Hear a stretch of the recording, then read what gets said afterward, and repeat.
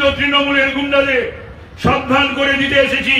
তোমরা কংগ্রেসের ৭২ থেকে ৭৭ যারা দেখেছো তারা জানো, তাদের থেকে বড় গুন্ডা তোমরা নও। ১৯৭৭ থেকে ২০১১ সিপিএম এর গুন্ডামি আমরা দেখেছি, লড়েছি। এই আজকের এই সমস্ত তোতাপুলি নেতা মন্ত্রী এমপি নয়, বহরমপুর থেকে এসে পেঙ্গুইনের মতন হেঁটে মানুষের কাজ করা নয়, লড়েছি পিচ রাস্তায় প্রতিটা দিন প্রতিটা রাত উদয় অস্ত। কিন্তু সেই গুন্ডাগুলো কোথায়? তৃণমূল কিন্তু কংগ্রেস বা সিপিএম এর থেকে বড় পার্টি নয়। আর সেই গুন্ডাগুলো এখন যারা গুন্ডামি করছে, পাশে পুলিশ না দাঁড়ালে জনগণ তাড়া করে কি অবস্থায় তাদের করবে তারা জানে না। সাবধান করে দিয়ে গেলাম আজকের এই সুযোগে। বাড়াবাড়ি করো না, বাড়াবাড়ি করলে তোমাদের অশেষ দুর্গতি। এই বাংলায় যেমন সিপিএম এর হাল হয়েছে, কংগ্রেসের হাল হয়েছে, তাদের গুন্ডাদের হাল হয়েছে, তার থেকেও খারাপ ভয়ঙ্কর হাল দুর্ভোগ তোমাদের হবে। আমি তো এই প্রার্থীকে বলছি, ক্ষমতা হবে তার দেমাকি অহংকারী। আমি তো বলছি সুদীপ ব্যানার্জিকে, যদি ক্ষমতা থাকে যে কোনো দিন যে কোনো একটা জায়গায় ওর পছন্দের চ্যানেলে বা পিসি প্রেস কনফারেন্স করুক। 1 ঘন্টা হলে 40 মিনিট বলবে সুদীপ ব্যানার্জি, আমি 20 মিনিট বলবো। 8 ঘন্টা হলে 10 মিনিট আমি বলবো, সুদীপ ব্যানার্জি 20 মিনিট বলবে। আর যে ভাষায় উনি কমফোর্ট ফিল করবেন, ইংরেজি। প্রথম জীবনে প্রিয়রঞ্জন দাস মুন্সি, মাঝখানে কিছুদিন প্রণব দাস সোমেন্দা, পরবর্তীকালে মমতা ব্যানার্জি। কোন আন্দোলন করেছে বলুন? মাঝে জোড়া মোমবাতি। উনি আবার এটাও ঘটনা, আমি তো এই জেলার ছেলে, এখানকার ভূমিপুত্র। আমি এই জেলার এমএলএ ছিলাম, কাউন্সিলর ছিলাম, সিঙ্গেল ওয়ার্কিং প্রেসিডেন্ট ছিলাম। আমি তো জানি।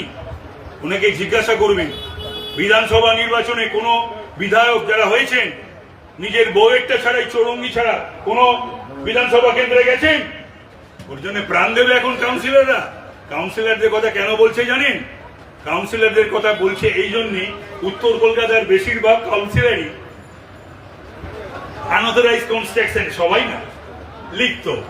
এখন তাদের ঘাড়ে চেপে যদি পয়সাটা, তাদের পয়সাটা খরচা, নিজের যাতে খরচটা না হয় সেই জন্য।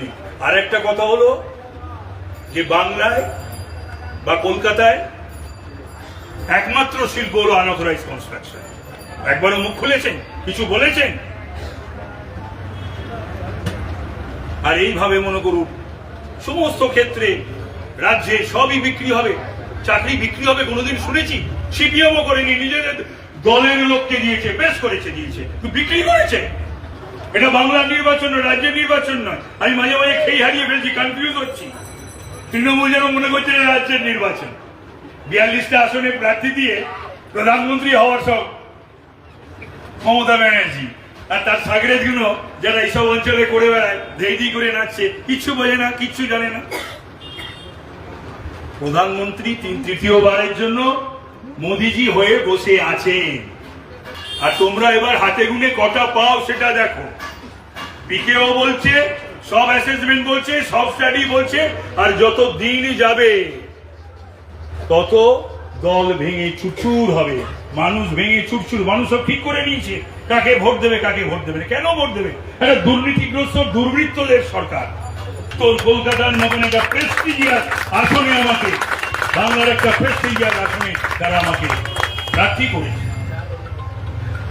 মাননীয় মুখ্যমন্ত্রী যা খুশি তাই বলছেন ইদানিং কালে। গরমও পড়েছে, এমনি উনি বরাবরই একটু এরকম উল্টো পাল্টা ভুলভাল কথাবার্তা বলেন, নাথিং নিউ। এখন আবার গরম পড়েছে, এই গরমে যা পারছেন তাই বলছেন।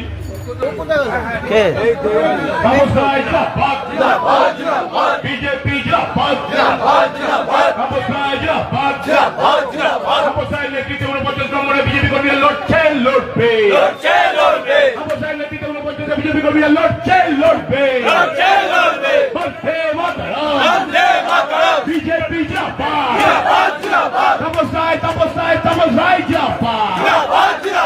তোমার নেতা, আমার নেতা, যুব নেতা। সজল আমার অত্যন্ত প্রিয়, আজ নয়, বহু কালে। ও আমার সন্তান তুল্য, পুত্র সম। যা যা করার তা তো সজল চাইলেও করব, না চাইলেও করব। এবং সজলকে আমি বরানগরের মানুষের কাছে আবেদন করব, সজলকে নির্বাচিত করুক। আমার সম্বন্ধে তো একটা ধারণা বরানগরের মানুষের হয়েছে 13 বছরে। সজল আমার থেকেও ভালো রাজনৈতিক কর্মী, সজল আমার থেকেও ভালো বিধায়ক হবে বরানগর যদি ওকে নির্বাচিত করে।